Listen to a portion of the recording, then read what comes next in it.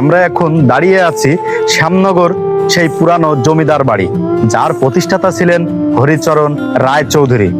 এবং হরিচরণ রায়চৌধুরী জমিদার হওয়ার পিছনে যে লোকমুখে যে গল্পটি শোনা যায়, তার মা নাকি স্বপ্নের ঘরে বস্তা বস্তা ধন সম্পদ পেতেন, সেখান থেকে তিনি ধনী হয়ে ওঠেন।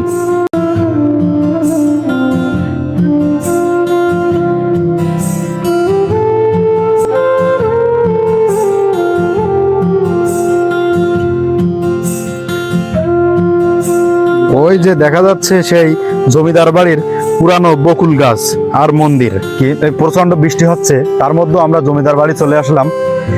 এটা হলো সেই জমিদার বাড়ির সেই পুকুর ঘাটের পুরানো গেট, এবং পুকুরটাও আপনাদের দেখাবো।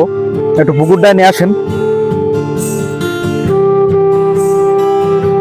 এই হলো জমিদার বাড়ির পুকুর, যেখানে হরিচরণ রায়চৌধুরী পরিবার সহ এবং তারা সবাই এই পুকুরে স্নান করত।